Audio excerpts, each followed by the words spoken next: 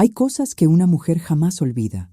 No importa cuántos años pasen, ni cuántas noches trate de enterrar esos recuerdos en lo más profundo de su alma, porque ciertas verdades se graban con fuego en la piel y en el espíritu. Y esta es mi verdad, la que guardé en silencio durante tantos años, la que me persiguió en sueños y me despertó sudando en medio de la madrugada. La verdad sobre aquella noche en que comprendí que las palabras más dulces pueden esconder las intenciones más oscuras y que la confianza que construimos durante años puede derrumbarse en cuestión de segundos, dejando solo escombros y dolor donde antes había algo que yo creía sólido como la roca, porque yo me llamaba Carmen López. Tenía entonces 23 años. Era una mujer joven llena de esperanzas y sueños, y trabajaba como empleada doméstica en la casa de don Héctor Salinas, un hombre de 58 años que se había convertido en algo más que mi patrón, o al menos eso era lo que yo creía hasta aquella noche, que cambió todo para siempre. Si estás leyendo esto desde cualquier lugar del mundo, desde México, desde Colombia, desde Argentina, desde España, o desde cualquier rincón donde las palabras puedan llegar, te pido que dejes un comentario diciéndome de dónde nos estás leyendo, porque esta historia no es solo mía, es de todas las mujeres que han pasado por algo similar. Y necesito saber que no estoy sola, que mi voz llega a otros corazones que también han sentido miedo, confusión y dolor, porque compartir estas experiencias nos hace más fuertes, nos une en una red invisible de apoyo y comprensión. Y si alguna vez has sentido que alguien en quien confiabas profundamente te traicionó de la manera más cruel, si alguna vez has experimentado ese momento en que el suelo desaparece bajo tus pies y te das cuenta de que todo lo que creías era una mentira, te pido que escribas el número 7 en los comentarios, solo el número 7, sin explicaciones, porque así sabré que me entiendes, que comprendes el peso de estas palabras y que este dolor no es exclusivamente mío, sino parte de algo mucho más grande y doloroso que afecta a tantas personas en silencio. Mi historia comienza 12 años antes de aquella noche terrible, cuando yo era apenas una niña de 11 años llamada Carmen, hija de María Isabel López, una mujer trabajadora que limpiaba casas para mantenernos a mi hermano menor Tomás, que entonces tenía 8 años, y a mí, porque mi padre nos había abandonado cuando yo tenía 5 años, dejando a mi madre sola con 2 hijos pequeños y sin más recursos que sus manos y su voluntad inquebrantable de salir adelante. Y mi madre limpiaba 3 casas, diferentes cada semana, levantándose antes del amanecer y regresando cuando la noche ya había caído sobre nuestra pequeña ciudad en las afueras de Monterrey, esa ciudad industrial donde los sueños se mezclan con el humo de las fábricas y donde tantas familias como la nuestra luchan día a día por sobrevivir con dignidad. Una de las casas que mi madre limpiaba era precisamente la residencia de don Héctor Salinas, un empresario exitoso, dueño de varias ferreterías en la región, un hombre que entonces tenía 46 años, casado con doña Beatriz Salinas, una mujer elegante de 44 años, que siempre lucía impecable, aunque su rostro mostraba una tristeza profunda que yo no comprendía en aquel entonces, y ellos tenían un hijo llamado Roberto Salinas, un muchacho de 17 años que estudiaba en 1900 una escuela privada y que apenas nos dirigía la palabra a mi madre o a mí cuando ocasionalmente yo acompañaba a mi madre al trabajo durante las vacaciones escolares, porque mi madre no podía dejarme sola en casa, y Tomás se quedaba con nuestra abuela materna, doña Esperanza, una anciana de 70 años que vivía al otro lado de la ciudad.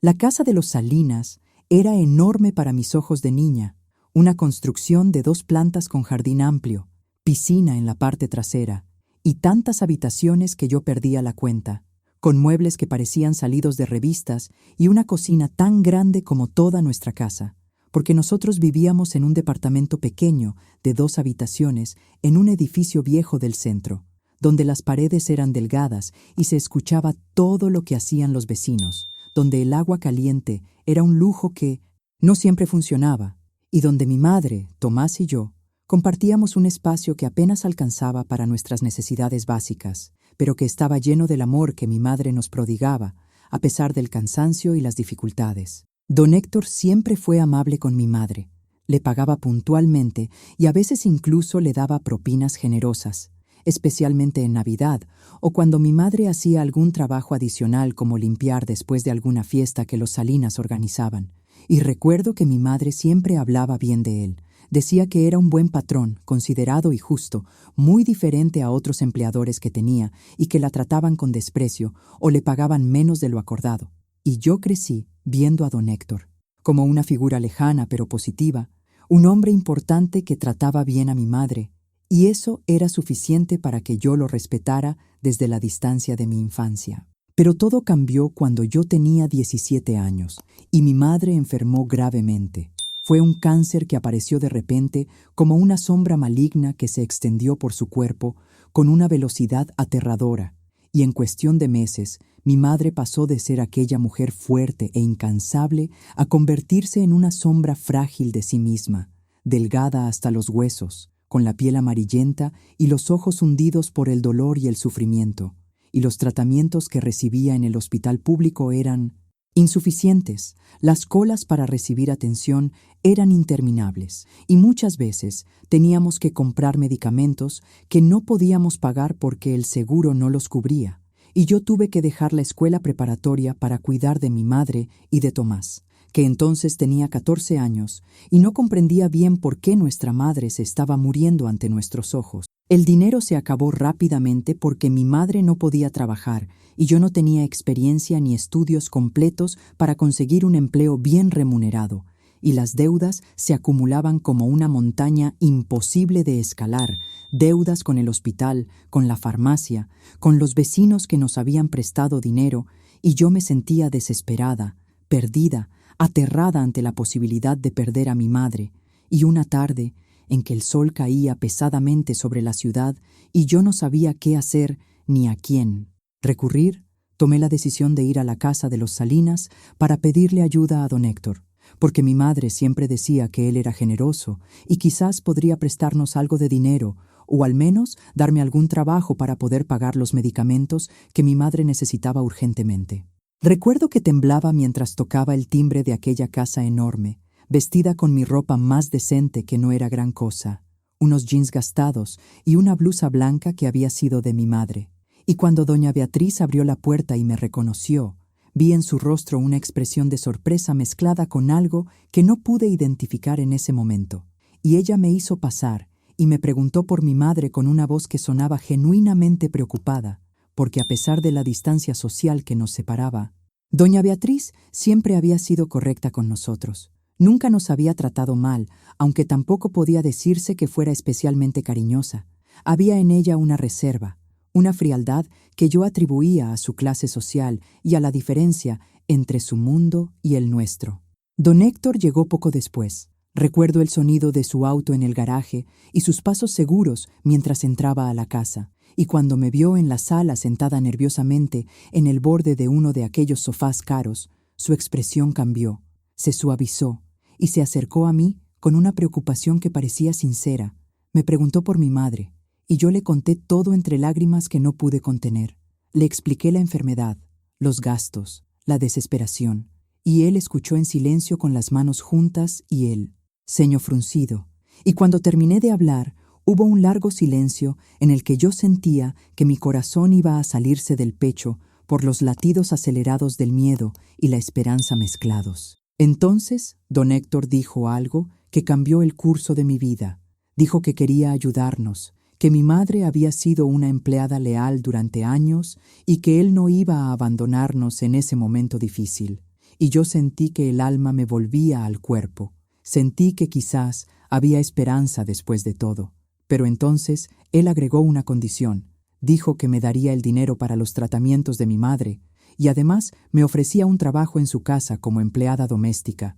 Viviría allí de lunes a viernes y los fines de semana podría regresar a cuidar de mi madre y de Tomás. El salario sería generoso y suficiente para cubrir todos nuestros gastos, pero tenía que empezar inmediatamente porque necesitaban a alguien urgentemente, ya que la empleada anterior se había ido de repente. Y yo acepté sin pensarlo 2 veces, sin analizar realmente lo que eso significaba, porque cuando estás desesperada, las opciones se reducen y la gratitud puede cegarte ante las señales de advertencia. Doña Beatriz no dijo nada durante esta conversación, Simplemente permaneció sentada en el otro extremo de la sala, con una expresión inescrutable en el rostro, y años después comprendería el significado de aquel silencio. Pero en ese momento yo solo pensaba en mi madre y en la oportunidad que se me presentaba para salvarla. Y esa misma tarde regresé a mi casa con un sobre lleno de billetes que don Héctor me había dado como adelanto. Y mi madre lloró cuando vio el dinero, lloró de alivio y también de preocupación, porque sabía que yo estaba renunciando a mi juventud, a mi educación, a mis sueños para cuidar de ella, pero la enfermedad no nos daba opciones y ambas lo sabíamos. Así comenzó mi vida en la casa de los Salinas. Me mudé 3 días después, llevando solo una maleta pequeña, con mi ropa, mis pocas pertenencias personales y una fotografía de mi madre y Tomás, que coloqué en la habitación que me asignaron, una habitación pequeña pero limpia, en la parte trasera de la casa, cerca de la cocina y el cuarto de lavado, con una cama individual, un armario viejo y una ventana que daba al jardín trasero, y desde el primer día me dediqué a trabajar con toda mi energía y dedicación. Limpiaba, cocinaba, lavaba, planchaba, hacía todo lo que se requería de mí, y don Héctor parecía satisfecho con mi desempeño. Me elogiaba constantemente. Me decía que era muy trabajadora como mi madre, que tenía buena actitud, que estaba contento de haberme dado esa oportunidad. En aquellos primeros meses, la situación era relativamente normal. Yo cumplía con mis labores, mantenía mi distancia respetuosa y dedicaba cada minuto libre a pensar en mi madre y en Tomás. Cada viernes por la tarde, cuando terminaba mi semana de trabajo, corría a tomar el autobús que me llevaba al otro lado de la ciudad donde estaba mi familia, y pasaba el fin de semana cuidando de mi madre, llevándola a sus citas médicas, comprando los medicamentos, limpiando nuestra pequeña casa, preparando comida para toda la semana para que Tomás tuviera que comer mientras yo no estaba. Y esos fines de semana eran agotadores, pero también los momentos más felices de mi existencia, porque podía estar con mi madre y mi hermano, aunque cada vez era más doloroso ver cómo mi madre se deterioraba a pesar de los tratamientos. La relación con la familia Salinas era distante pero cordial. Doña Beatriz apenas me dirigía la palabra más allá de las instrucciones sobre las tareas domésticas. Había en ella una tensión constante, una tristeza que parecía emanar de su ser como un aura gris, y yo la veía a veces sentada sola en el jardín, mirando al vacío con una copa de vino en la mano, y me preguntaba qué podía causar tal melancolía en una mujer que lo tenía todo: una casa hermosa, dinero, una posición social respetable. Pero con el tiempo comprendería que las apariencias pueden ser profundamente engañosas y que detrás de las puertas cerradas de las casas grandes se esconden a menudo los secretos más oscuros y las tristezas más profundas. Roberto Salinas, el hijo de la familia, era un joven de 23 años cuando yo llegué a trabajar allí. Estudiaba administración de empresas en la universidad y se preparaba para eventualmente hacerse cargo de los negocios de su padre. Era alto, de complexión atlética, con el cabello oscuro siempre perfectamente peinado y una sonrisa que, según mis observaciones, utilizaba como herramienta para conseguir lo que quería, porque había en él algo artificial, una superficialidad que me resultaba desagradable, y aunque siempre fue correcto conmigo, jamás me trató con desprecio o grosería. Tampoco mostró nunca el menor interés en conocerme como persona. Para él, yo era simplemente parte del mobiliario de la casa, un elemento más del paisaje doméstico, y eso en el fondo me convenía porque yo tampoco deseaba ningún tipo de relación más allá de lo estrictamente profesional. Don Héctor, sin embargo, comenzó a comportarse de manera diferente conmigo después de los primeros meses. Empezó a buscar mi compañía de formas sutiles. Entraba a la cocina cuando yo estaba preparando la comida para preguntarme cómo me iba, cómo estaba mi madre, si necesitaba algo, y al principio yo interpretaba estas atenciones como muestras de amabilidad por parte de un patrón generoso que se preocupaba por el bienestar de su empleada, porque así era como él las presentaba, con esa voz paternal y esa sonrisa bondadosa que me hacía sentir protegida y agradecida. Y yo respondía a sus preguntas con respeto y gratitud, contándole sobre los progresos de mi madre, que a pesar de todo, continuaba deteriorándose lentamente, y sobre Tomás, que seguía estudiando gracias al dinero que yo ahora ganaba. Con el paso del tiempo, don Héctor comenzó a decirme cosas que en aquel momento me llenaban de emoción y orgullo. Me decía que yo era como una hija para él, que mi dedicación y mi esfuerzo le recordaban a su propia juventud cuando tuvo que trabajar duro para construir su imperio empresarial. Me contaba historias de sus primeros años en el negocio, de las dificultades que había superado, y yo lo escuchaba fascinada porque para mí él representaba el éxito, la superación, todo aquello que yo soñaba para mi futuro. Y cuando él me decía, «Eres como mi hija, Carmen», yo sentía que había encontrado no solo un patrón, sino una figura paterna que me había faltado desde que mi padre nos abandonó tantos años atrás. Y esa sensación de ser importante para alguien, de ser valorada más allá de mi simple función como empleada doméstica, llenaba un vacío emocional del que yo apenas era consciente. Los meses pasaron, y mi madre seguía luchando contra la enfermedad con una valentía que me partía el corazón. Había días buenos en los que parecía recuperar algo de fuerzas y podíamos sentarnos juntas en nuestro pequeño balcón a tomar té y conversar sobre el futuro, sobre mis sueños de retomar mis estudios algún día, sobre Tomás y sus planes de terminar la preparatoria y quizás conseguir una beca para la universidad. Y mi madre me miraba con esos ojos llenos de amor y también de culpa porque sabía que yo había sacrificado mi juventud por ella. Y yo le decía que no se preocupara, que todo iba a estar bien, que pronto se curaría y podríamos volver a ser una familia normal, aunque ambas sabíamos en el fondo que eso era una mentira piadosa, porque el cáncer avanzaba implacable y los doctores ya habían comenzado a hablar de cuidados paliativos en lugar de tratamientos curativos. En la casa de los Salinas, la situación se volvía cada vez más extraña y yo comenzaba a percibir tensiones que antes no había notado. Doña Beatriz prácticamente se había mudado a una de las habitaciones de arriba y casi no bajaba durante el día. Pasaba horas encerrada allí, y cuando salía sus ojos estaban rojos y su rostro hinchado. Y aunque yo no me atrevía a preguntar, era evidente que había serios problemas en aquel matrimonio. Problemas que yo no comprendía, pero que podía sentir en el ambiente pesado de la casa, en los silencios incómodos durante las comidas, en la forma en que don Héctor y doña Beatriz se movían por la casa como dos extraños que cohabitaban el mismo espacio, pero que ya no compartían ninguna conexión real. Roberto también pasaba cada vez menos tiempo en casa. Tenía novia, una chica llamada Melissa Contreras, de 21 años, que venía de una familia acomodada similar a los Salinas, rubia, delgada, siempre vestida con ropa de marca y con ese aire de superioridad que tienen algunas personas que nunca han conocido la necesidad. Y cuando ella venía a la casa, me trataba con una condescendencia que me irritaba profundamente. Me hablaba como si yo fuera tonta, usando un tono exageradamente lento y alto, como si además de ser empleada doméstica, yo fuera también sorda y mentalmente limitada. Pero yo mantenía mi compostura y respondía con la mayor corrección posible, porque no podía permitirme el lujo de perder aquel trabajo que representaba la supervivencia de mi familia.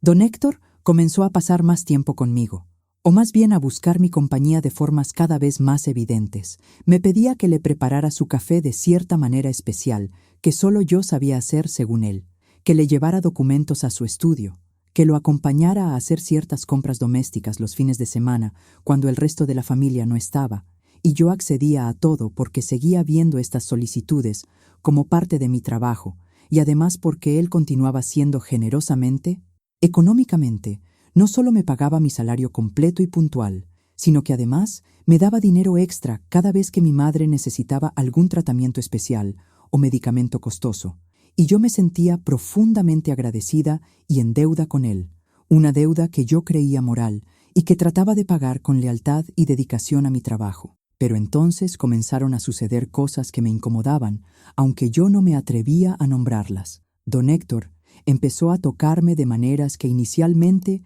parecían casuales e inocentes. Una mano en mi hombro cuando me daba las gracias por algo, un roce en mi espalda cuando pasaba junto a mí en la cocina, y yo me quedaba paralizada cada vez que esto sucedía, sintiéndome confundida porque no sabía si estaba interpretando mal esos gestos, si eran simplemente muestras de afecto paternal o si había algo más detrás, y la voz en mi cabeza me decía que yo estaba exagerando, que don Héctor era como un padre para mí y que los padres tocan a sus hijas así, sin ninguna connotación inapropiada, y yo trataba de convencerme de que eso era exactamente lo que estaba sucediendo, aunque algo profundo en mi interior comenzaba a sentirse alarmado. Una noche de invierno, cuando yo tenía 20 años y llevaba ya 3 años trabajando en aquella casa, mi madre finalmente perdió su batalla contra el cáncer. Fue un viernes por la tarde. Yo había llegado, como siempre, a pasar el fin de semana con ella, y la encontré muy débil. Apenas podía respirar, y tuvimos que llamar una ambulancia que la llevó al hospital, donde los doctores me dijeron que era cuestión de horas. Y yo pasé toda esa noche sosteniéndole la mano, mientras ella se apagaba lentamente. Y Tomás estaba allí también, mi hermano de 17 años, que lloraba desconsoladamente. Y cuando mi madre finalmente exhaló su último suspiro, en la madrugada del sábado, sentí que algo dentro de mí también moría. Sentí que me quedaba completamente sola en el mundo excepto por Tomás, y el dolor era tan intenso que pensé que no podría sobrevivir a él. Don Héctor se portó increíblemente generoso durante ese tiempo terrible. Pagó todos los gastos del funeral, compró el ataúd más hermoso, contrató el servicio completo en la funeraria y estuvo presente en el entierro junto con doña Beatriz y Roberto, y yo me sentía abrumada por su generosidad, por su apoyo en el momento más oscuro de mi vida. Y cuando después del funeral me dijo que me tomara el tiempo que necesitara antes de regresar al trabajo, que no me preocupara por el dinero, porque él seguiría pagándome mi salario completo. Yo lloré de gratitud y le agradecí con una emoción que salía desde lo más profundo de mi ser, destruido por el dolor. Y él me abrazó, y yo me aferré a él como una náufraga a un madero en medio del océano tempestuoso, y en ese momento sentí que verdaderamente él era la figura paterna que yo nunca había tenido, que era mi protector, mi salvador, mi única seguridad en un mundo que se había vuelto hostil y aterrador. Regresé al trabajo 2 semanas después porque necesitaba la distracción. Necesitaba hacer algo para no pensar constantemente en mi madre y en su ausencia devastadora. Y además estaba Tomás, que necesitaba terminar la preparatoria y para eso requería dinero que solo yo podía proporcionar. Y don Héctor me recibió con esa sonrisa paternal y me dijo que me veía más delgada, que debía cuidarme mejor, que él se preocupaba mucho por mí, y yo me sentía agradecida por esa preocupación.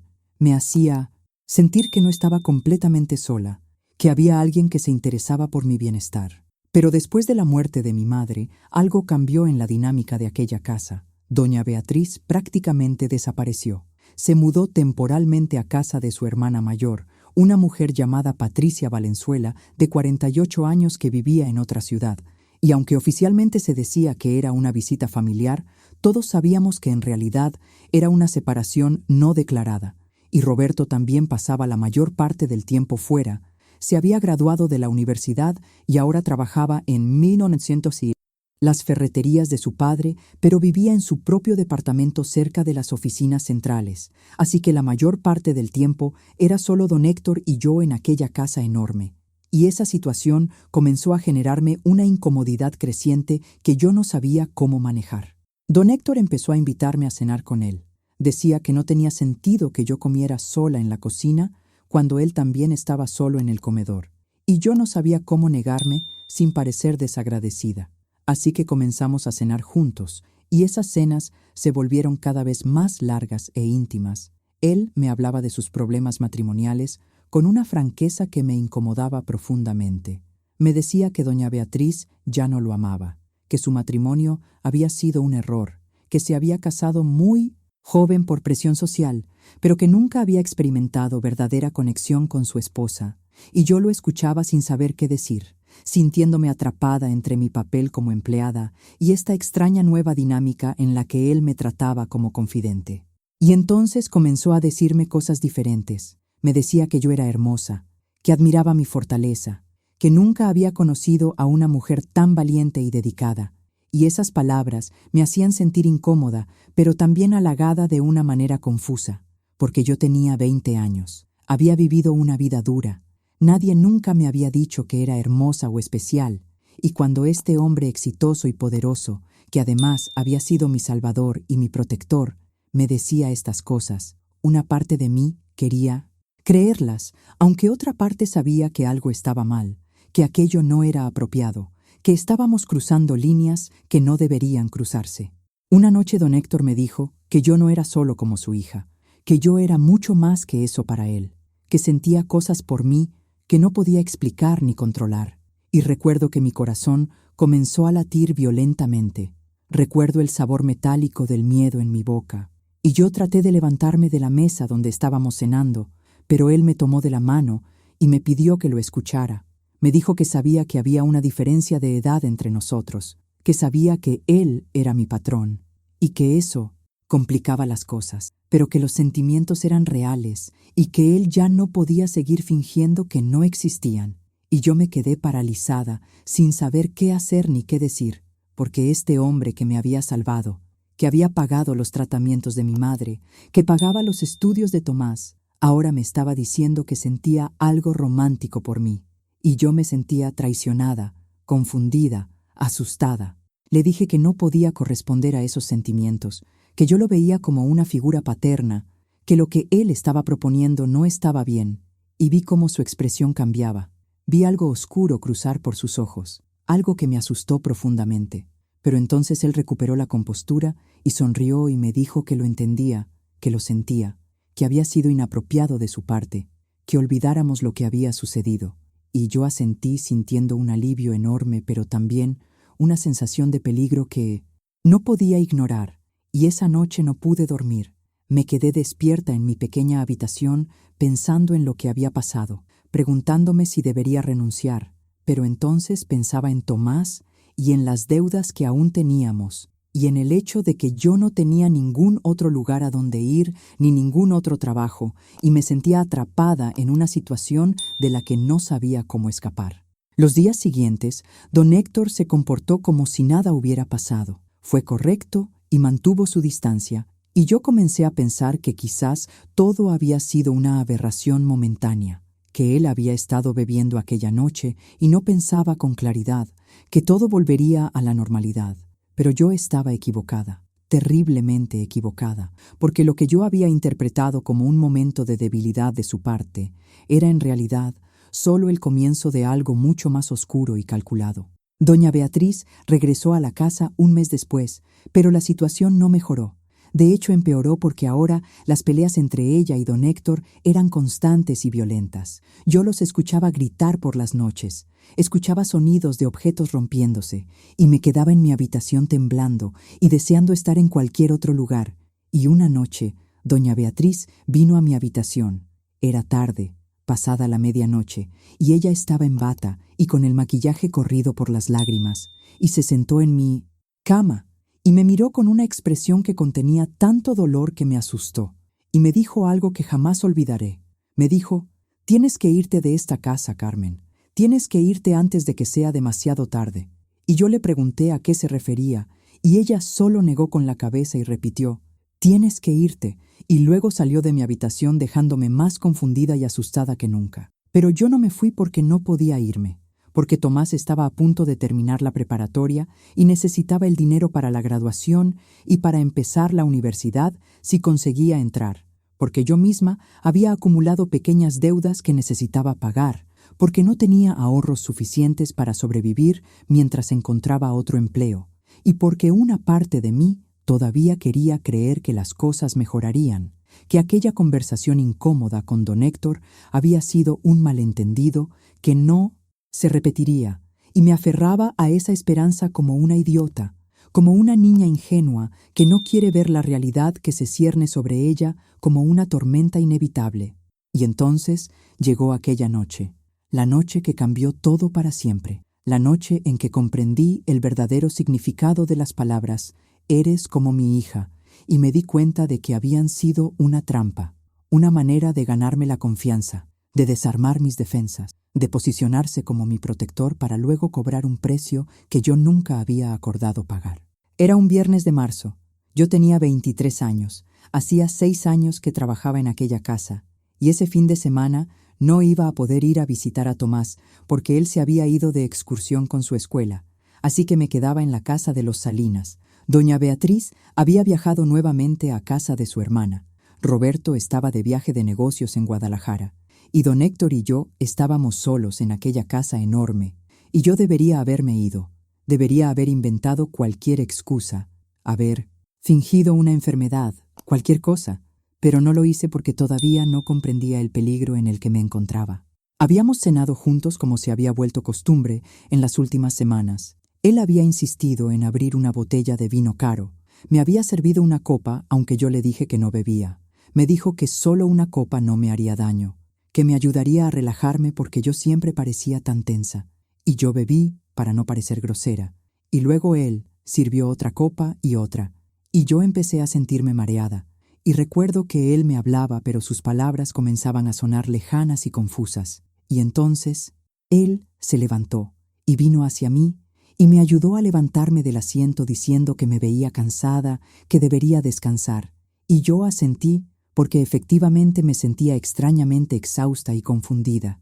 Y él me guió hacia las escaleras, pero en lugar de dirigirme hacia mi habitación en la planta baja, me llevó hacia arriba, hacia la zona de la casa donde estaban las habitaciones familiares, y yo traté de protestar, pero mi voz no salía con claridad.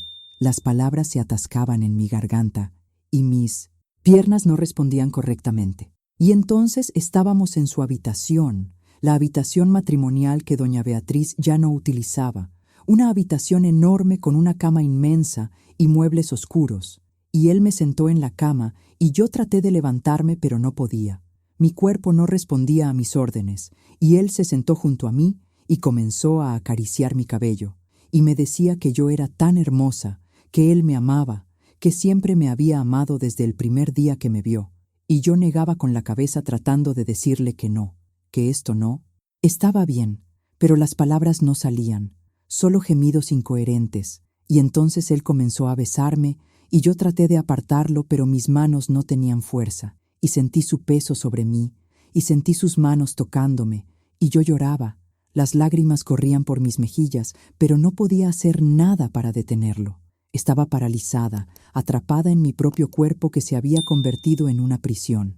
Y entonces comprendí con horror que él había puesto algo en mi bebida, que todo había sido planeado, calculado, que él había esperado este momento durante años, que cada palabra amable, cada gesto generoso, cada vez que me llamó hija, había sido parte de una estrategia para llevarme exactamente a este punto, indefensa y a su merced en su cama. Lo que más sigue, quiero enumerar porque el dolor físico de aquella noche fue terrible, pero el dolor emocional fue infinitamente peor, porque mientras él me violaba, yo sentía que algo dentro de mí se rompía de manera irreparable. Sentía que toda mi vida había sido una mentira, que cada momento de gratitud que había sentido hacia él había sido construido sobre una base de manipulación y engaño, que él nunca me había visto como una hija o como un ser humano digno de respeto, sino como un objeto que eventualmente podría poseer, y las palabras que me susurraba al oído mientras cometía aquella atrocidad eran obscenas y grotescas. Me decía que yo siempre había sido de él, que él me había comprado con su dinero, que yo le debía esto, que él había invertido tanto en mí y ahora era tiempo de que yo pagara mi deuda. Y yo sentía que me ahogaba aunque podía respirar, sentía que moría aunque mi corazón seguía latiendo. Cuando finalmente terminó, cuando finalmente me dejó en paz y se apartó de mí, yo me quedé allí tirada en aquella cama sin poder moverme, llorando en silencio, sintiendo un dolor físico intenso, pero más que nada sintiendo una humillación y un dolor emocional que era como un agujero negro tragándome desde dentro. Y él se levantó y se vistió como si nada hubiera pasado, como si acabara de terminar una actividad cotidiana y sin importancia. Y luego se volteó hacia mí y me dijo con una voz fría y calculadora que esto se quedaría entre nosotros, que si yo decía algo nadie me creería, porque ¿quién iba a creer a una empleada doméstica sin educación sobre un hombre respetado como él? Y además me recordó que él pagaba los estudios de Tomás, que con una palabra suya podría arruinar el futuro de mi hermano, que yo dependía completamente de él para sobrevivir, y que si yo sabía lo que me convenía, mantendría la boca cerrada y continuaría haciendo mi trabajo como si nada hubiera pasado. Y yo me quedé allí durante horas después de que él salió de la habitación. Me quedé tirada en aquella cama sintiendo que mi vida había terminado, que ya no era la misma persona, que algo esencial en mí había sido destruido y jamás podría recuperarse. Y cuando finalmente logré levantarme y caminar hasta mi habitación, ya estaba amaneciendo, y me metí a la ducha y permanecí allí bajo el agua caliente durante lo que pareció una eternidad, frotando mi piel hasta que quedó roja y dolorida, tratando de limpiarme, de borrar de alguna manera lo que había sucedido. Pero no importaba cuánto me tallara, no importaba cuántas veces me enjuagara, seguía sintiéndome sucia, contaminada, destruida. Los días siguientes fueron los más oscuros de mi existencia. Don Héctor se comportaba con absoluta normalidad. Me hablaba como siempre, incluso con esa amabilidad paternal que ahora me provocaba náuseas, y yo no sabía qué hacer, no sabía a dónde ir ni a quién recurrir. Pensé en ir a la policía, pero sabía que él tenía razón, que su palabra valía más que la mía, que él tenía dinero y conexiones, y yo no era nadie, solo una empleada doméstica pobre y sin educación, y además estaba Tomás, mi hermano, que dependía de mí, que estaba a pocas semanas de graduarse de la preparatoria y que soñaba con estudiar ingeniería, y yo no podía destruir sus sueños por mi propio dolor. No podía arruinar su futuro porque yo había sido lo suficientemente idiota como para confiar en un depredador. Así que continué trabajando allí, continué viviendo en aquella casa que se había convertido en mi prisión. Y lo más terrible es que aquella noche no fue un incidente aislado. Don Héctor volvió a hacerlo, una y otra vez, y yo dejé de resistirme porque comprendí que no tenía ningún poder, ninguna salida, y simplemente me disociaba durante esos momentos terribles. Me iba mentalmente a otro lugar mientras él usaba mi cuerpo. Pensaba en mi madre, en Tomás, en cualquier cosa que pudiera distraerme del horror que estaba viviendo, y con el tiempo me convertí en una cáscara vacía de la persona que había sido. Me movía por la vida como un autómata, haciendo mi trabajo, manteniendo las apariencias, pero por dentro estaba completamente muerta. Doña Beatriz regresó eventualmente, y estoy segura de que ella sabía lo que estaba pasando. Lo veía en la forma en que me miraba, con una mezcla de lástima y resentimiento, como si yo fuera la culpable de que su matrimonio hubiera fracasado, como si yo hubiera seducido a su marido en lugar de ser su víctima. Y eso era casi tan doloroso como el abuso en sí, porque no había nadie que me creyera, nadie que me defendiera, nadie que validara mi experiencia y mi dolor. Estaba completamente sola en mi sufrimiento. Los meses pasaron y yo comencé a planear mi escape. Comencé a ahorrar cada centavo que podía, escondiendo el dinero en lugares secretos de mi habitación, preparándome para el día en que pudiera finalmente liberarme de aquella pesadilla. Y le mentía a don Héctor, fingía sumisión y aceptación, lo que fuera necesario para mantenerlo tranquilo mientras yo juntaba los recursos necesarios para huir. Tomás finalmente se graduó de la preparatoria con honores, y aunque yo asistí a su ceremonia de graduación con una sonrisa en el rostro, por dentro estaba destruida. Sentía que le había fallado, que el precio que había pagado para que él pudiera estudiar había sido demasiado alto, pero al mismo tiempo sabía que no podía decirle nada, no podía destruir su felicidad con mi dolor, así que guardé silencio y celebré con él, y actué como si todo estuviera bien cuando todo estaba terriblemente mal. Y entonces sucedió algo que lo cambió todo. Descubrí que estaba embarazada. Llevaba 2 meses sin menstruación, y finalmente me atreví a comprar una prueba de embarazo que tomé en el baño de una gasolinera, porque no podía arriesgarme a que alguien en la casa lo descubriera. Y cuando vi las 2 líneas confirmando el embarazo, sentí que el mundo se detenía. Sentí que mi vida, tal como la conocía, había terminado definitivamente, porque estaba embarazada del hombre que me había violado repetidamente.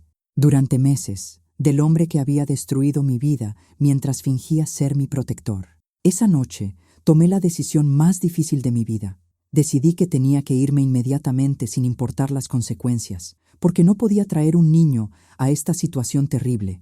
Y además sabía que si don Héctor descubría mi embarazo, encontraría una manera de atarme a él permanentemente, y yo prefería morir antes que estar ligada a ese monstruo de por vida. Así que esperé hasta que todos estuvieran dormidos. Junté el poco dinero que había logrado ahorrar empaqué mis pocas pertenencias en una maleta pequeña y salí silenciosamente de aquella casa en medio de la madrugada, como un fantasma huyendo de una mansión embrujada. Tomé un autobús hasta la estación central y desde allí otro autobús que me llevó a Ciudad de México, donde tenía una prima lejana llamada Gloria Márquez, de 32 años, que vivía en un barrio popular de la ciudad y con quien había mantenido contacto ocasional a lo largo de los años. Y Gloria me recibió sin hacer muchas preguntas cuando aparecí en su puerta a las 5 de la mañana con mi maleta y mi rostro descompuesto por el llanto. Y cuando finalmente logré contarle una versión resumida de lo que me había pasado, ella lloró conmigo y me abrazó y me dijo que podía quedarme con ella el tiempo que necesitara. Los meses siguientes fueron terribles. Mi embarazo fue difícil. Sufría de náuseas constantes y mi estado emocional era tan frágil que había días en los que no podía levantarme de la cama. Y Gloria me cuidaba con una paciencia infinita. Me preparaba tés, me daba masajes en la espalda. Y lo más importante, nunca me juzgó. Nunca me hizo sentir que yo había tenido la culpa de lo que me pasó. Y eso fue crucial para comenzar mi proceso de sanación, aunque reconozco que ese proceso todavía continúa. Hasta el día de hoy, 12 años después, decidí no interrumpir el embarazo, aunque tuve la oportunidad, no por razones morales o religiosas, sino porque una parte de mí sentía que ese bebé era inocente de los crímenes de su padre. Y además, porque después de haber perdido tanto en mi vida, después de que todo me hubiera sido arrebatado, sentía que ese bebé era lo único que verdaderamente me pertenecía, y cuando nació mi hija, una niña hermosa a quien llamé Sofía Isabel López, en honor a mi madre, sentí que quizás había una razón para seguir viviendo después de todo, quizás había esperanza en medio de tanta oscuridad. Le conté todo a Tomás eventualmente, no podía seguir mintiéndole. Y mi hermano, que para entonces tenía 19 años y había comenzado sus estudios de ingeniería con una beca que había conseguido por sus excelentes calificaciones, lloró conmigo y me dijo que sentía no haber estado allí para protegerme. Y yo le dije que nada de lo que había pasado era su culpa, que él era lo único bueno que me había quedado en la vida además de Sofía, y que lo amaba con todo mi corazón. Presenté una denuncia contra don Héctor 2 años después de haber huido de su casa, cuando finalmente encontré la fuerza y el apoyo necesario gracias a una organización de mujeres que apoyaba a víctimas de abuso sexual. Y tal como él había predicho, no fue fácil. Él contrató abogados caros que intentaron desacreditarme, que dijeron que yo había sido una empleada resentida que inventaba historias para extorsionar a un hombre respetable, que no había pruebas de lo que yo alegaba. Y el proceso legal fue largo, doloroso, humillante. Tuve que contar mi historia una y otra vez ante extraños que me miraban con escepticismo. Tuve que someterme a interrogatorios invasivos que me hacían revivir el trauma constantemente. Y hubo momentos en los que quise rendirme, en los que pensé que no valía la pena, que nada iba a cambiar y que solo me estaba haciendo más daño a mí misma. Pero entonces aparecieron otras víctimas, otras mujeres que habían trabajado para don Héctor a lo largo de los años, mujeres que también habían sido abusadas por él, y juntas formamos un frente que fue imposible de ignorar.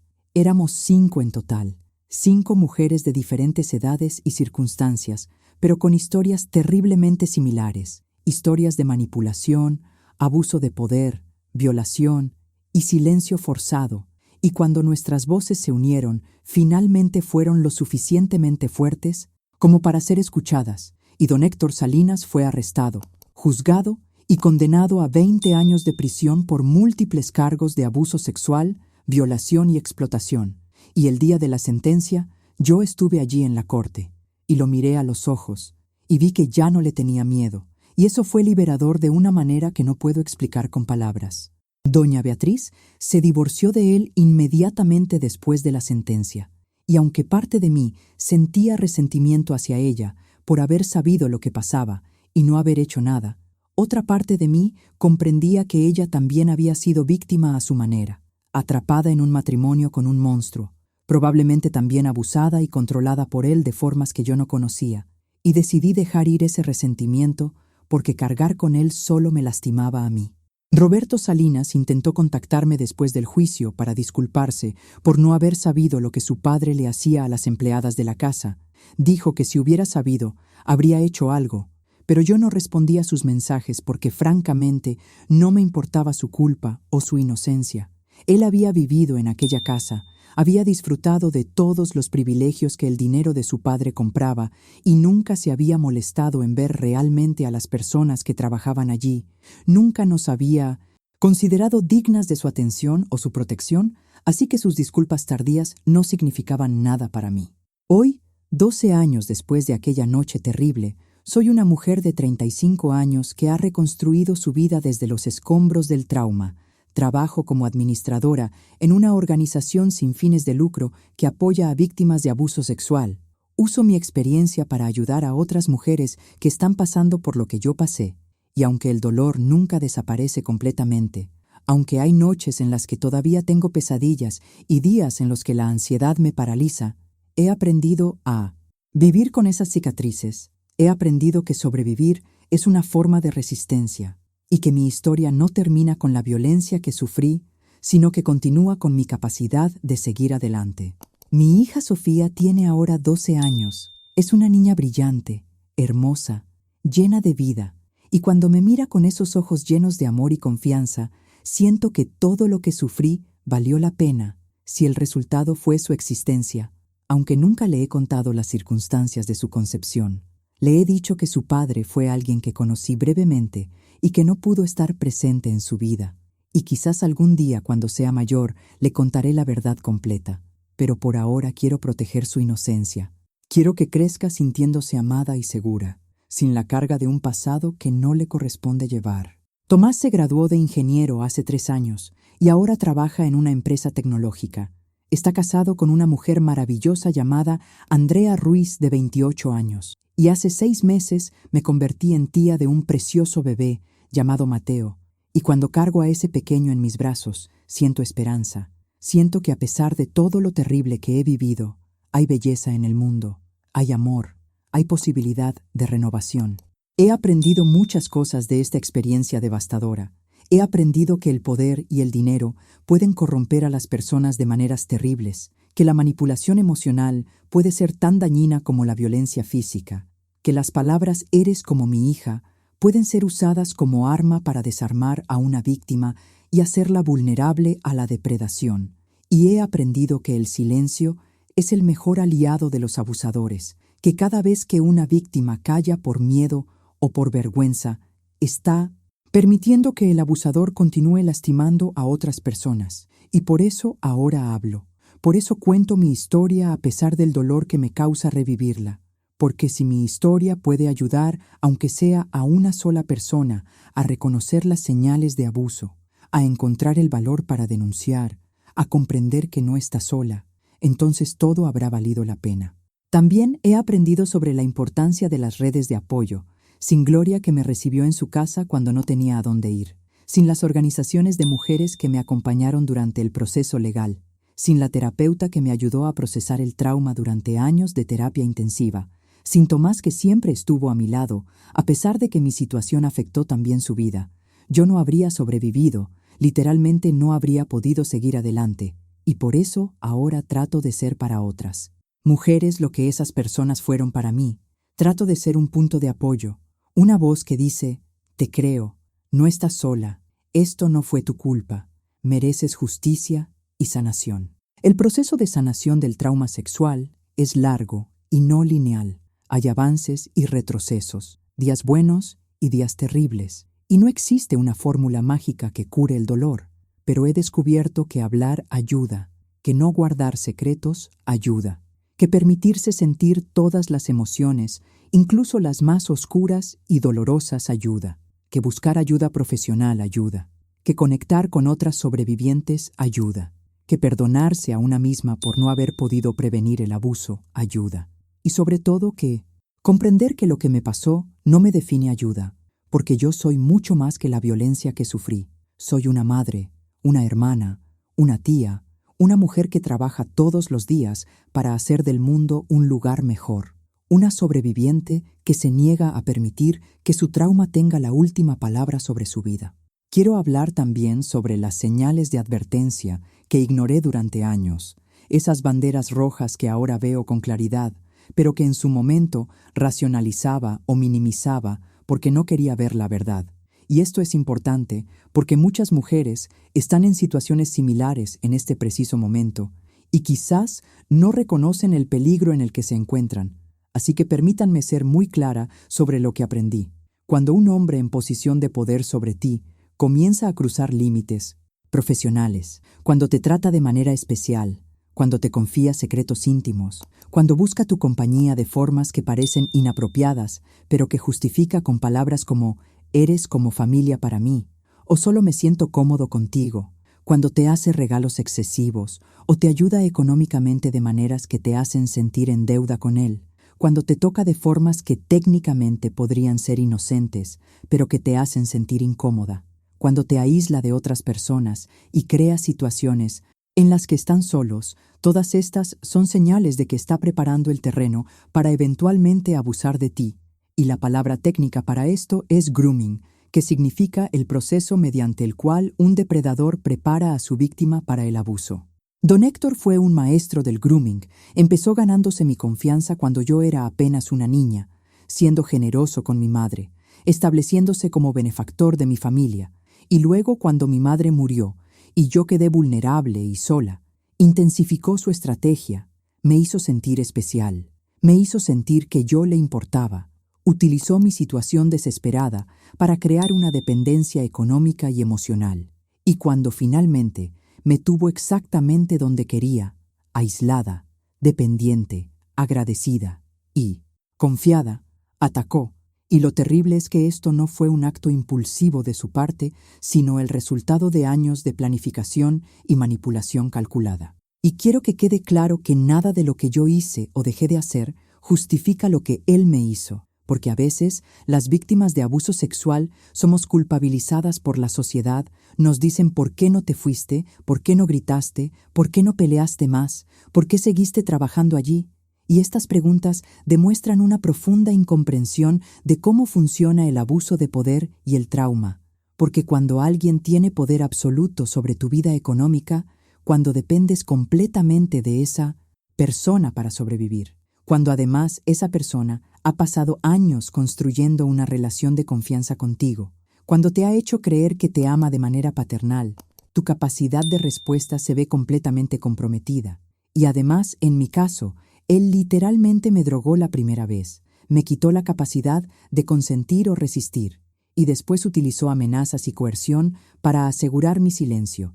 Así que no fue mi culpa, nunca fue mi culpa, y ninguna víctima de abuso sexual debería ser culpabilizada por lo que le hicieron. Hay algo más que necesito decir sobre las dinámicas de poder en situaciones de empleo doméstico, porque millones de mujeres en todo el mundo trabajan como empleadas domésticas. Muchas de ellas viven en las casas donde trabajan como yo lo hice, y están en posiciones extremadamente vulnerables. Son a menudo mujeres pobres, con poca educación, sin redes de apoyo fuertes, que dependen completamente de sus empleadores para sobrevivir. Y esta vulnerabilidad las convierte en blancos perfectos para depredadores como don Héctor, porque él sabía que yo no tenía a dónde ir, que no tenía recursos, que tenía a mi hermano dependiendo de mí, y utilizó todo eso como arma contra mí. Las leyes laborales en muchos países no protegen adecuadamente a las trabajadoras domésticas. Hay poca supervisión de lo que sucede dentro de las casas privadas, y cuando estas trabajadoras son abusadas, a menudo no tienen recursos legales efectivos, porque es su palabra contra la de sus empleadores, que usualmente tienen más dinero, más educación, más conexiones sociales, y son vistos como más creíbles por el sistema de justicia, y esto es una injusticia sistemática que necesita cambiar, porque nadie debería tener que elegir entre su dignidad y su supervivencia. Nadie debería tener que tolerar abuso sexual para poder comer y tener un techo sobre su cabeza. Durante el juicio contra don Héctor, sus abogados intentaron usar mi situación económica contra mí. Insinuaron que yo había mantenido una relación consensual con él y que ahora lo estaba acusando falsamente por dinero. Pintaron un retrato de mí como una mujer calculadora y oportunista que había seducido a un hombre vulnerable para después extorsionarlo. Y fue devastador escuchar estas mentiras en la corte. Fue como ser violada nuevamente, pero esta vez públicamente y con la aprobación del sistema legal. Y hubo momentos durante el juicio en los que me sentía como si yo fuera la que estaba siendo juzgada en lugar de él. Y esa es otra realidad terrible sobre los casos de abuso sexual, que las víctimas son frecuentemente revictimizadas por el sistema que supuestamente debería protegerlas. Pero tuvimos suerte porque el juez en nuestro caso, un hombre mayor llamado Ernesto Cordero, de 63 años, resultó ser alguien que realmente escuchó y comprendió la dinámica del abuso de poder. Y cuando las 5 mujeres que habíamos sido abusadas por don Héctor testificamos, cada una contando historias terriblemente similares que mostraban un patrón claro de comportamiento depredador, el juez vio la verdad y su sentencia fue contundente. No solo condenó a don Héctor a 20 años de prisión, sino que en su declaración desde el estrado habló sobre cómo el abuso de poder por parte de empleadores contra sus empleadas domésticas es un problema grave y sistémico que necesita ser tomado en serio por la sociedad y el sistema de justicia, y sus palabras fueron publicadas en varios periódicos y dieron visibilidad a un tema que usualmente permanece oculto. Las otras 4 mujeres que testificaron junto conmigo se convirtieron en mis hermanas en el dolor y en la sanación. Una de ellas se llamaba Mercedes Reyes. Tenía 41 años cuando testificó. Había trabajado para don Héctor 15 años antes, cuando ella tenía 26 años y era madre soltera de 2 niños pequeños, y él la había abusado durante los 2 años que ella trabajó en su casa, utilizando exactamente las mismas tácticas que usó conmigo: la manipulación emocional, la creación de dependencia económica, las promesas de cuidado paternal, y Mercedes había guardado su secreto durante todos esos años, hasta que leyó en el periódico sobre mi denuncia y encontró el valor para también denunciar. Otra de las mujeres era Lucía Hernández, de 38 años. Ella había trabajado para don Héctor solo 6 meses hacía 10 años, y cuando él intentó abusar de ella una noche, ella logró escapar y huyó de la casa, pero nunca denunció porque él la amenazó con arruinar su reputación y con asegurarse de que ningún empleador en la ciudad la contratara. Y Lucía vivió con miedo y vergüenza durante una década hasta que nuestra denuncia colectiva le dio la oportunidad de finalmente hablar. La tercera mujer era Rosario Chávez, de 52 años, la más mayor de todas nosotras. Había trabajado para don Héctor 20 años atrás, cuando él apenas estaba construyendo su imperio empresarial. Ella tenía 32 años entonces, y él tenía 38, y el abuso que ella sufrió fue particularmente brutal, porque en aquella época él era menos cuidadoso, menos calculado en sus métodos, y Rosario quedó embarazada como resultado de las violaciones. Tuvo que abortar en condiciones peligrosas porque no podía permitirse el lujo de tener un hijo de su violador, y ese aborto la dejó con complicaciones médicas que afectaron su salud reproductiva permanentemente. Y ver a Rosario testificar, ver a esta mujer que había cargado con ese trauma durante 2 décadas, finalmente poder contar su verdad, fue uno de los momentos más poderosos del juicio. Y la cuarta mujer era Daniela Torres, que tenía solo 28 años cuando testificó. Había trabajado para don Héctor apenas 3 años antes de mi denuncia. Era la más joven de todas nosotras. Había tenido 22 años cuando comenzó a trabajar allí. Recién había llegado de un pueblo pequeño de Oaxaca, buscando mejores oportunidades en la ciudad. Y don Héctor la había abusado durante año y medio, hasta que ella finalmente logró escapar y regresar a su pueblo.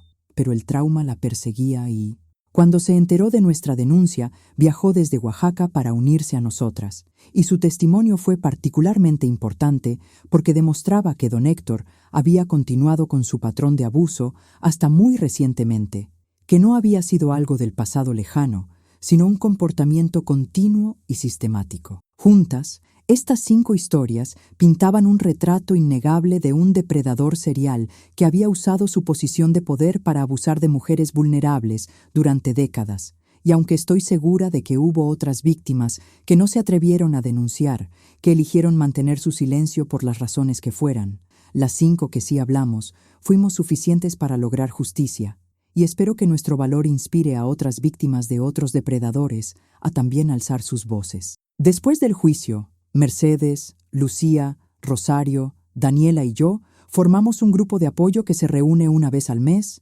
compartimos nuestras experiencias, nos apoyamos mutuamente en el proceso de sanación y también hacemos trabajo de activismo, damos charlas en universidades y organizaciones sobre el abuso de poder en relaciones laborales, sobre los derechos de las trabajadoras domésticas, sobre cómo reconocer y prevenir el grooming, y este trabajo nos ha dado un sentido de propósito, nos ha permitido transformar nuestro dolor en algo constructivo que puede ayudar a prevenir que otras mujeres pasen por lo que nosotras pasamos. Quiero hablar también sobre mi proceso de sanación individual, porque creo que es importante que otras sobrevivientes sepan que es posible sanar, aunque el camino sea largo y difícil. Empecé terapia 2 meses después de escapar de la casa de los Salinas. Encontré una clínica comunitaria que ofrecía servicios de salud mental a bajo costo y comencé a trabajar con una psicóloga llamada doctora Patricia Montes, de 45 años, que se especializaba en trauma sexual. Y las primeras sesiones fueron increíblemente difíciles. Lloré durante horas, revivía constantemente las experiencias traumáticas, tenía ataques de pánico, no podía dormir. Tenía pesadillas cuando lograba dormir, y hubo momentos en los que pensé que la terapia me estaba haciendo sentir peor en lugar de mejor. Pero la doctora Montes me explicó que el proceso de sanación a menudo requiere que primero desenterremos todo el dolor que hemos estado tratando de suprimir, que lo sintamos completamente, que lo procesemos, y solo entonces podemos comenzar a dejarlo ir. Y tenía razón, porque después de varios meses de ese trabajo emocional intenso y doloroso, comencé a sentir cambios, los ataques de pánico se volvieron menos frecuentes, las pesadillas disminuyeron y empecé a desarrollar estrategias para manejar los momentos en que el trauma se reactivaba. Aprendí técnicas de respiración, de meditación, de anclaje al presente, y estas herramientas me ayudaron enormemente. La terapia también me ayudó a comprender que el trauma no solo afecta la mente, sino también el cuerpo. Mi cuerpo había guardado toda esa tensión, todo ese miedo, todo ese dolor, y necesitaba aprender a reconectar con mi cuerpo de una manera segura, porque después del abuso sexual, mi relación con mi propio cuerpo estaba completamente rota. Sentía que mi cuerpo me había traicionado, que era algo sucio y dañado, y esos sentimientos me impedían sentirme completamente presente en mi propia vida. Así que trabajamos en eso también, en recuperar mi sentido de propiedad sobre mi cuerpo, en aprender que mi cuerpo no era mi enemigo, sino una parte de mí que también había sido victimizada y que merecía compasión y cuidado. Participé también en un grupo de apoyo para sobrevivientes de abuso sexual, donde conocí a muchas otras mujeres con historias similares a la mía. Y ese espacio fue increíblemente sanador, porque allí no tenía que explicar nada.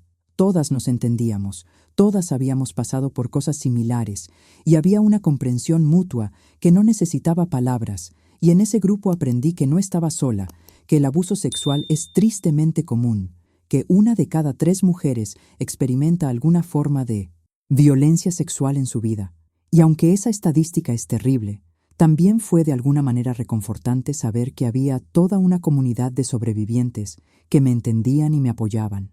Una de las cosas más difíciles de mi proceso de sanación fue aprender a confiar nuevamente en las personas, porque don Héctor había sido alguien en quien yo confiaba profundamente, alguien que yo veía como protector, y esa traición destruyó mi capacidad de confiar. Me volví extremadamente cautelosa y desconfiada de todos, especialmente de los hombres, especialmente de aquellos en posiciones de autoridad, y aunque esta desconfianza era comprensible y en cierto sentido protectora, también me impedía formar relaciones significativas, me mantenía aislada y sola, así que tuve que trabajar conscientemente en reconstruir mi capacidad de confiar, no de manera ciega como lo había hecho antes, sino de manera informada y cuidadosa, aprendiendo a leer las señales, a establecer límites claros, a escuchar mi intuición cuando algo no se sentía bien. Tardé años antes de poder siquiera considerar la posibilidad de una relación romántica.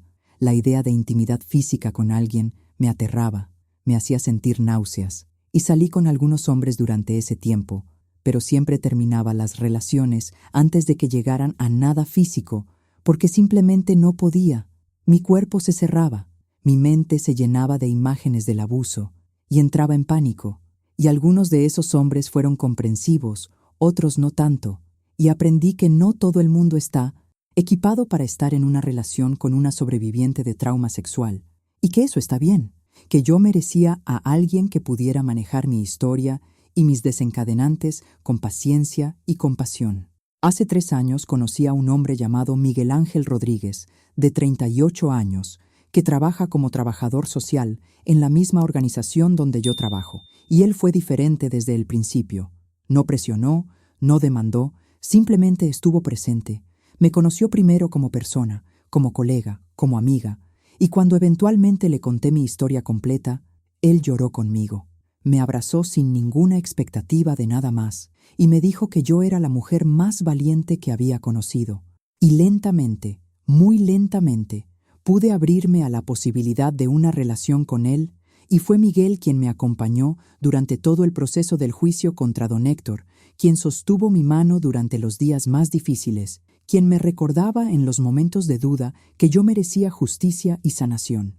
Y aunque nuestra relación ha tenido sus desafíos, porque el trauma no desaparece mágicamente, hemos aprendido a navegar juntos esos desafíos, y él me ha demostrado que no todos los hombres son depredadores, que algunos hombres son genuinamente buenos y pueden ser aliados en la lucha contra la violencia de género. Sofía, mi hija, es otro motor enorme de mi sanación, porque cuando la miro y veo a esta persona increíble que está convirtiéndose, con su inteligencia, su bondad, su sentido del humor, su pasión por la justicia que definitivamente heredó de mí, siento que a pesar de las circunstancias horribles de su concepción, ella es un regalo. Ella es prueba de que algo hermoso puede surgir incluso de las situaciones más oscuras, y mi mayor deseo es que ella crezca en un mundo donde ninguna mujer tenga que pasar por lo que yo pasé, y trabajo cada día para contribuir a crear ese mundo. Le he enseñado a Sofía desde pequeña sobre el consentimiento, sobre los límites personales, sobre cómo reconocer cuando algo no está bien, sobre cómo decir no con firmeza, sobre cómo pedir ayuda si la necesita, porque no quiero que ella sea nunca una víctima como lo fui yo. Quiero que tenga las herramientas para protegerse, para reconocer a los depredadores antes de que puedan hacerle daño. Y también le enseño a cuestionar las estructuras de poder, a no aceptar la autoridad ciegamente solo porque alguien es mayor, o tiene más dinero, o está en una posición de poder, porque esa aceptación ciega de la autoridad fue parte de lo que me hizo vulnerable. Tomás también ha sido fundamental en mi sanación.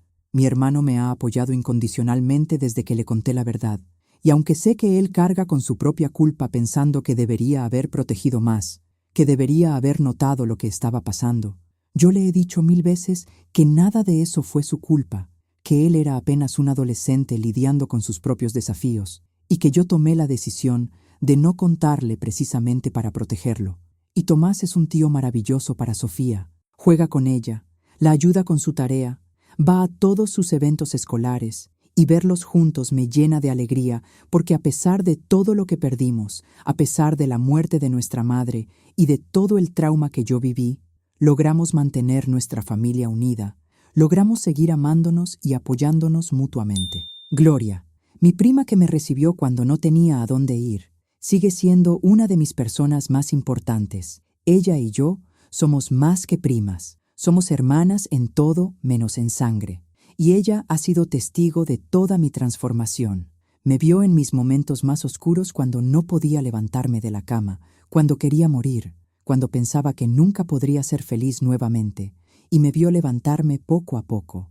Me vio encontrar mi fuerza, me vio convertirme en activista y defensora de otras, mujeres, y me dice a menudo que está orgullosa de mí, y esas palabras significan más para mí de lo que ella probablemente imagina. Quiero hablar también sobre el perdón, porque es un tema complejo y a menudo malentendido en el contexto del trauma y el abuso. Muchas personas me han preguntado si he perdonado a don Héctor, si he encontrado paz a través del perdón, y mi respuesta es complicada, porque creo que el concepto de perdón, como se presenta comúnmente en nuestra sociedad, es problemático. especialmente en casos de violencia severa.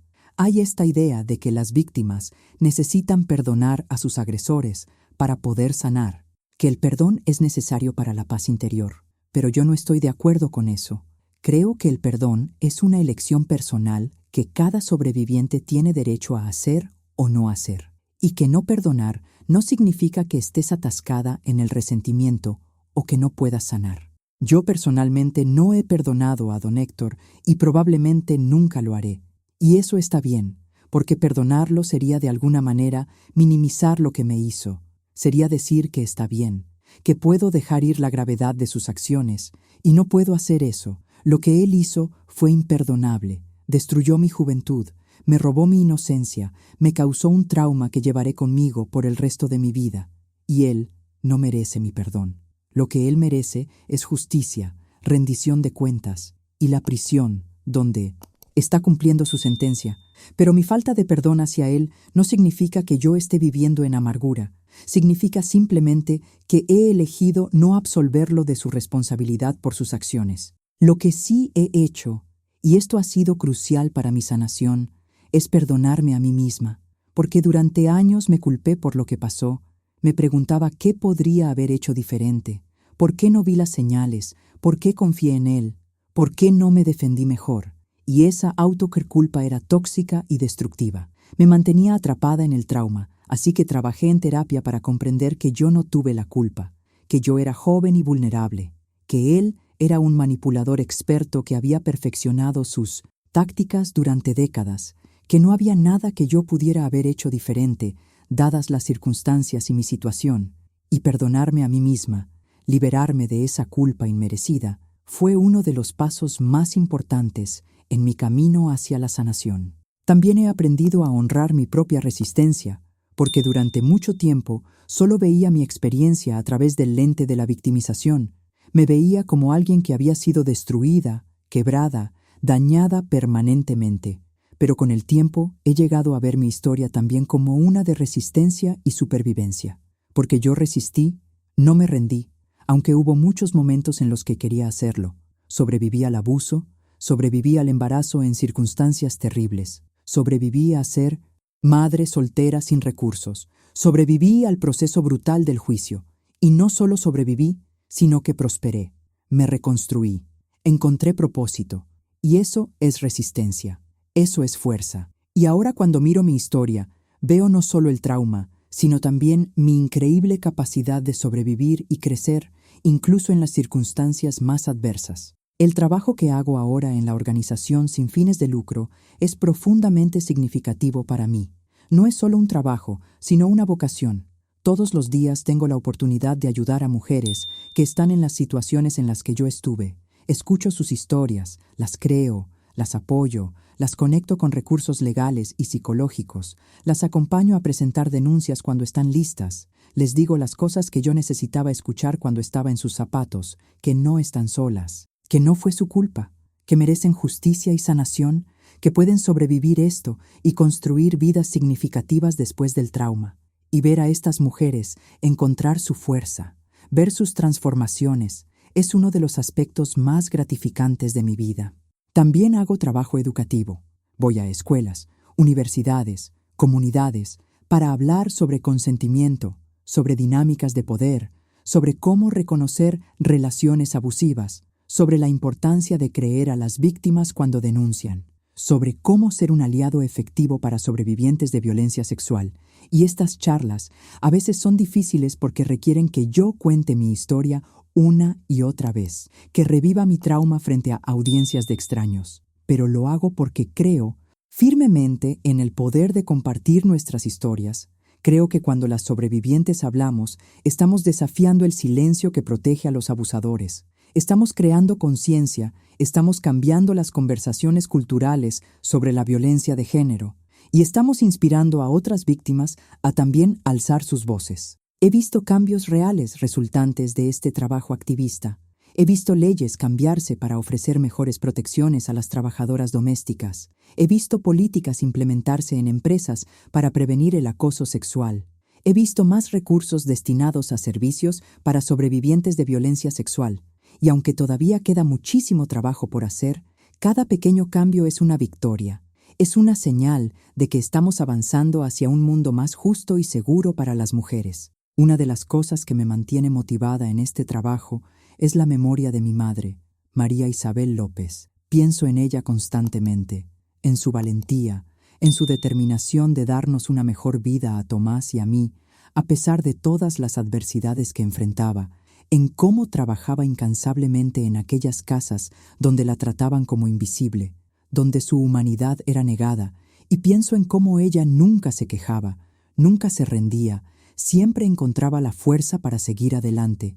Y yo trato de honrar su memoria siendo fuerte como ella lo fue, luchando no solo por mí misma, sino por todas las mujeres como mi madre, como yo, mujeres trabajadoras, pobres, vulnerables, que merecen dignidad y respeto y protección. A veces me pregunto, ¿qué habría pensado mi madre de mi vida ahora, de las decisiones que he tomado, del camino que he seguido? Y creo que estaría orgullosa. Creo que aprobaría mi decisión de denunciar a don Héctor a pesar de los riesgos. Creo que amaría a Sofía incondicionalmente sin importar las circunstancias de su nacimiento. Creo que apoyaría mi trabajo ayudando a otras mujeres. Y aunque me duele profundamente que ella no esté aquí para ver todo esto, para conocer a su nieta, para verme convertida en la mujer que soy ahora, siento su presencia en mi vida, siento que ella me guía, me protege desde donde quiera que esté, y esa conexión espiritual con ella me da fuerzas en los momentos difíciles. Quiero también reconocer el impacto que el trauma ha tenido en mi salud mental y física a largo plazo, porque el trauma no solo afecta en el momento inmediato, sino que tiene consecuencias duraderas. Desarrollé trastorno de estrés postraumático, depresión, ansiedad. Tengo episodios ocasionales donde todo se vuelve abrumador y necesito aislarme y cuidarme intensivamente. Tengo desencadenantes específicos, ciertos olores, ciertos sonidos, ciertas situaciones que me transportan inmediatamente de... Regreso a aquellas noches terribles en la casa de los Salinas, y tengo que manejar estos síntomas activamente con terapia continua, a veces medicación, técnicas de autocuidado y el apoyo de mi red de personas queridas. Físicamente también he experimentado consecuencias. Desarrollé problemas digestivos crónicos que los doctores atribuyen al estrés prolongado. Tengo dolores crónicos en ciertas partes del cuerpo que fueron específicamente afectadas durante el abuso, y estos recordatorios físicos son a veces los más difíciles de manejar, porque no puedo ignorarlos. Están siempre allí, recordándome lo que pasó. Pero he aprendido técnicas para manejar el dolor. He explorado diferentes enfoques desde medicina occidental hasta terapias alternativas como yoga, acupuntura, masaje terapéutico, y he encontrado que una combinación de diferentes modalidades funciona mejor para mí. La fecha del aniversario del primer asalto siempre es un día difícil para mí. Cada marzo, cuando llega ese día, siento que todo el trauma se reactiva, me vuelvo más sensible, más ansiosa, y he aprendido a anticipar esto y a planear en consecuencia. Tomo ese día libre del trabajo. Me rodeo de personas que me aman y me apoyan. Hago cosas que me hacen sentir segura y reconfortada, y me permito sentir lo que necesito sentir sin juzgarme por ello, porque otra cosa importante que he aprendido es que la sanación no es lineal, no es un camino recto hacia adelante, donde cada día es mejor que el anterior, sino que hay altas y bajas, días buenos y días malos, y todos son parte del proceso. Mirando hacia el futuro, mis esperanzas y sueños han cambiado significativamente de lo que eran cuando yo era aquella joven de 17 años que comenzó a trabajar en la casa de los Salinas. En aquel entonces, mis sueños eran simples. Quería terminar mi educación, conseguir un buen trabajo, ayudar a mi familia, tener una vida normal. Y aunque algunos de esos sueños nunca se realizarán de la manera que yo había imaginado, he desarrollado nuevos sueños que son igual de significativos si no más. Ahora sueño con un mundo donde ninguna niña tenga que pasar por lo que yo pasé, donde las estructuras de poder sean desmanteladas y reconstruidas de manera más justa, donde las sobrevivientes sean creídas y apoyadas, donde los depredadores sean llevados ante la justicia consistentemente. Y aunque sé que estos son sueños ambiciosos, trabajo cada día para contribuir a hacerlos realidad. Para Sofía, Mi mayor esperanza es que ella crezca con la autoestima y el sentido de poder personal que yo no tuve a su edad, que ella sepa que su voz importa, que sus límites deben ser respetados, que ella no le debe nada a nadie simplemente por existir, y que tiene derecho a vivir libre de violencia y abuso, y la estoy criando con estos valores, enseñándole a ser fuerte pero también vulnerable cuando es apropiado, a pedir ayuda cuando la necesita, a confiar en su intuición y a nunca aceptar menos del respeto completo que merece como ser humano. He pensado mucho sobre si algún día le contaré a Sofía la verdad completa sobre su padre, sobre las circunstancias de su concepción, y no tengo una respuesta definitiva todavía. Parte de mí quiere protegerla de esa verdad dolorosa. Quiere que ella pueda crecer sin la carga de saber que fue concebida en violencia, pero otra parte de mí siente que ella tiene derecho a conocer su historia completa, que mantener secretos grandes puede ser dañino a largo plazo, así que probablemente cuando ella sea mayor, quizás cuando tenga 18 o 20 años, le contaré la verdad, pero lo haré de manera cuidadosa, asegurándome de que ella tenga el apoyo emocional que necesitará para procesar esa información, y dejándole muy claro que ella no es definida por las acciones de su padre biológico, que ella es su propia persona con su propio valor intrínseco. Financieramente, mi situación ha mejorado significativamente desde aquellos días desesperados, cuando dependía completamente del salario que don Héctor me pagaba. Ahora tengo un trabajo estable en la organización sin fines de lucro, donde el salario no es enorme, pero es suficiente para vivir con dignidad. Tengo un pequeño departamento que alquilo para Sofía y para mí. No es grande ni lujoso, pero es nuestro. Es un espacio seguro donde podemos ser nosotras mismas. Y he logrado incluso ahorrar un poco de dinero para emergencias, algo que nunca había podido hacer antes. Y esta independencia financiera es crucial para mi sentido de seguridad y autoestima, porque nunca más quiero estar en una posición donde tenga que tolerar abuso para sobrevivir económicamente. A veces me encuentro con personas que conocían a don Héctor antes de su arresto, personas que trabajaban con él, que hacían negocios con él, que lo conocían socialmente, y sus reacciones cuando descubren quién soy varían enormemente. Algunos me evitan, claramente incómodos con mi presencia, que les recuerda la caída de alguien que ellos consideraban respetable. Otros me buscan para expresar su apoyo y disculparse por no haber visto lo que estaba pasando. Y unos pocos, tristemente, todavía, defienden a don Héctor. Dicen que las acusaciones fueron exageradas, que él no merece estar en prisión, que su vida fue arruinada injustamente, y encuentros con estas personas son especialmente difíciles porque me recuerdan que todavía hay gente que prioriza proteger a los hombres poderosos sobre creer y apoyar a sus víctimas. El legado de don Héctor ha sido completamente destruido. Su nombre, que una vez fue sinónimo de éxito empresarial, ahora es sinónimo de depredación y abuso. Sus negocios fueron vendidos después de su condena porque nadie quería estar asociado con él. Su fortuna fue significativamente reducida por las demandas civiles que las 5 víctimas presentamos y ganamos. Y aunque el dinero nunca podrá compensar el daño que nos hizo, hay una cierta justicia en saber que él perdió todo: su libertad, su reputación, su riqueza, su familia.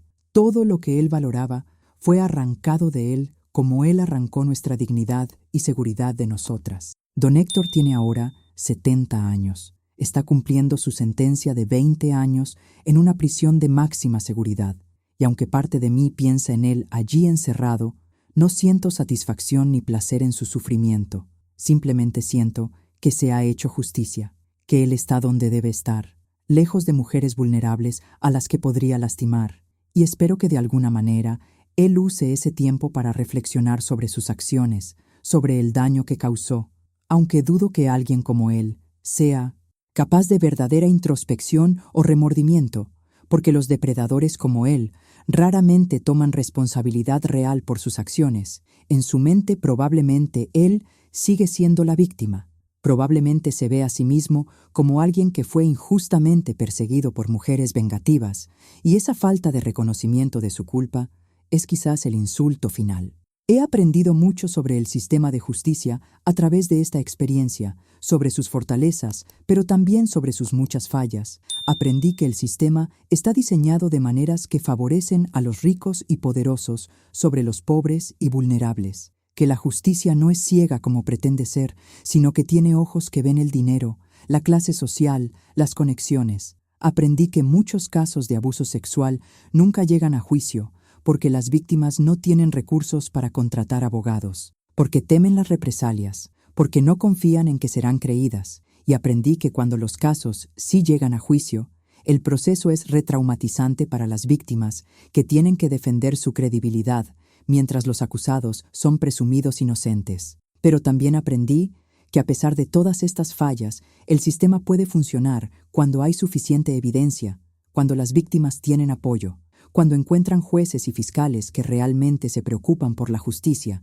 y nuestro caso fue uno de esos casos raros, donde todo se alineó a nuestro favor, donde la verdad prevaleció. Y por eso me siento obligada a usar mi experiencia para ayudar a mejorar el sistema para futuras víctimas. Trabajo con organizaciones que abogan por reformas legales, que entrenan a policías y personal judicial sobre cómo manejar casos de violencia sexual de manera más sensible y efectiva, que presionan por leyes más fuertes para proteger a las trabajadoras domésticas y otras poblaciones vulnerables. La pandemia de COVID-19, que comenzó en 2020, presentó desafíos únicos para nuestro trabajo porque, de repente, todas las sobrevivientes que estábamos ayudando estaban atrapadas en casa, muchas de ellas con sus abusadores, y los reportes de violencia doméstica y sexual aumentaron dramáticamente, pero al mismo tiempo los recursos disminuyeron porque muchas organizaciones tuvieron que cerrar o reducir servicios, y fue un tiempo extremadamente estresante y desafiante, pero también nos forzó a innovar. Desarrollamos servicios en línea, líneas telefónicas de crisis, redes de apoyo virtual, y descubrimos que algunos de estos servicios eran en realidad más accesibles para algunas mujeres que no podían venir físicamente a nuestras oficinas. Así que ha habido algunos desarrollos positivos que surgieron de ese periodo terrible. Ahora, en 2025, estoy viendo con esperanza, pero también con precaución, los cambios culturales que están ocurriendo. El movimiento Me Too, que comenzó años atrás, ha tenido un impacto real en cómo la sociedad habla sobre el abuso sexual y el acoso. Más víctimas están denunciando, más depredadores están siendo llevados ante la justicia, pero también hay una reacción contraria. Hay personas que dicen que las cosas han ido demasiado lejos, que cualquier hombre puede ser falsamente acusado, que el debido proceso está siendo ignorado, y estas narrativas son peligrosas porque amenazan con revertir el progreso que hemos logrado. Así que continuamos luchando, continuamos educando, continuamos alzando nuestras voces. Una cosa que me da esperanza es ver a la generación más joven. Veo a jóvenes que están mucho más conscientes de los temas de consentimiento y poder de lo que mi generación era a su edad. Veo a hombres jóvenes que están cuestionando activamente la masculinidad tóxica y aprendiendo a ser aliados. Veo a mujeres jóvenes que se niegan a tolerar comportamientos que generaciones previas simplemente aceptaban como normales. Y aunque todavía hay mucho trabajo por hacer, estos cambios generacionales me dan esperanza de que el futuro puede ser diferente, que quizás la generación de mi hija no tendrá que luchar las mismas batallas que yo he luchado. Mi mensaje final para cualquiera que esté leyendo esto, especialmente para las sobrevivientes de violencia sexual que puedan identificarse con mi historia, es que ustedes no están solas, que lo que les pasó no fue su culpa, que merecen justicia y sanación, que pueden sobrevivir esto, aunque en este momento parezca imposible, que hay recursos disponibles y personas que quieren ayudarles, y que su voz importa, que compartir su historia cuando estén listas puede ser increíblemente poderoso, no solo para su propia sanación, sino también para prevenir que otros sean victimizados. Y para aquellos que no son sobrevivientes pero que quieren ser aliados, les pido que crean a las víctimas cuando denuncian, que no las interroguen con escepticismo, que no las culpen por lo que les hicieron, que ofrezcan apoyo sin juicio, que eduquen a otros sobre estos temas, que desafíen los comentarios y comportamientos sexistas cuando los vean, y que usen cualquier privilegio o plataforma que tengan para abogar por cambios sistemáticos que protejan a las personas vulnerables. Mi vida no es perfecta. Todavía tengo días difíciles, todavía cargo con el trauma de lo que me pasó, pero también tengo días hermosos, días donde me siento fuerte y esperanzada, donde me río con mi hija y mi hermano, donde veo los resultados positivos de mi trabajo, donde me siento orgullosa de quién me he convertido a pesar de todo, y esos días hermosos hacen que toda la lucha valga la pena. La verdad detrás de las palabras "eres como mi hija" fue que para don Héctor yo nunca fui como una hija. Fui un objetivo, una víctima potencial que él preparó cuidadosamente durante años para eventualmente explotar, y esa verdad es dolorosa y terrible. Pero conocerla, nombrarla, compartirla, me ha liberado de alguna manera, porque los secretos tienen poder sobre nosotros solo mientras los mantenemos escondidos. Una vez que los exponemos a la luz, una vez que contamos nuestras verdades sin importar qué tan dolorosas sean, comenzamos a recuperar nuestro poder. Comenzamos a escribir nuevos finales para nuestras historias, finales donde somos más que víctimas, donde somos sobrevivientes, luchadoras, guerreras que se niegan a ser definidas por la violencia que soportamos. Esta es mi verdad, mi historia, mi testimonio, y la comparto con la esperanza de que pueda hacer una diferencia, aunque sea pequeña, en la vida de alguien que la necesite escuchar. Porque si mi dolor puede servir para prevenir el dolor de otra persona, si mi voz puede amplificar las voces de otras sobrevivientes, si mi historia puede contribuir a crear un mundo más justo y seguro, entonces todo habrá tenido sentido, y mi madre, donde quiera que esté, estará orgullosa de la mujer en la que me convertí. Y a don Héctor, si alguna vez lees esto desde tu celda, quiero que sepas que no me destruiste. Intentaste hacerlo, pero fallaste, porque aquí estoy, viviendo, amando, luchando, creciendo, y mientras tú te pudres en prisión, yo estoy construyendo una vida significativa y ayudando a otras mujeres a escapar de hombres como tú, y esa es mi victoria, ese es mi triunfo, y nada de lo que tú hiciste puede quitármelo.